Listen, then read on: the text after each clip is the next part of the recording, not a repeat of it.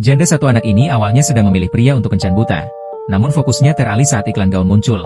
Rasanya ia ingin memilikinya. Esoknya ia mampir ke toko baju untuk menanyakan gaun itu.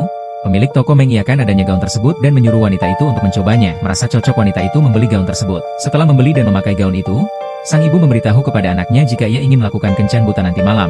Namun sang anak merasa aneh dengan perilaku sang ibu. Malam kencan pun tiba. Ternyata kencan tersebut tidak berjalan dengan baik. Suasana canggung. Wanita itu juga terkadang merasa tidak nyaman saat memakai gaun tersebut. Sesampainya di rumah, wanita itu dikagetkan oleh luka yang secara tiba-tiba muncul di tubuhnya. Tak menghiraukan lukanya, wanita itu melanjutkan untuk mencuci gaun tersebut. Keanehan muncul saat mesin cuci mendadak rusak. Mesin cuci semakin tak kendali dan saat sang wanita itu berusaha untuk mematikan mesin cuci, tangannya pun terjepit dan luka parah. Esoknya wanita itu tetap bekerja. Namun apa yang didapat? Wanita itu dipecat karena tidak memperlakukan klien dengan baik.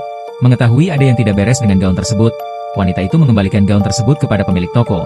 Namun pemilik toko menolaknya. Wanita itu bertekad untuk membuang gaun tersebut. Namun saat di perjalanan, wanita itu tiba-tiba kaget karena ada gaun merah yang terbang.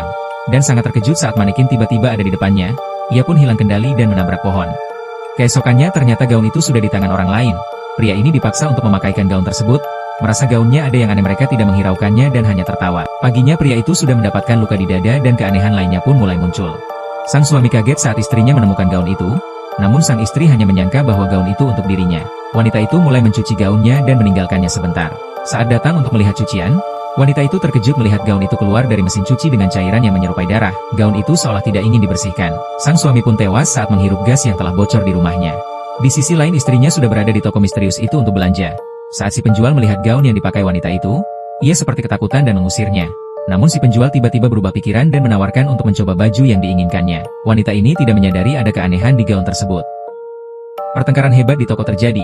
Saat perkelahian itu berlangsung, mereka tidak sadar bahwa gaun itu sudah mulai terbakar dan api mulai membakar semua yang ada. Sang istri yang berada di tempat ruang ganti terkunci dan tidak bisa terbuka.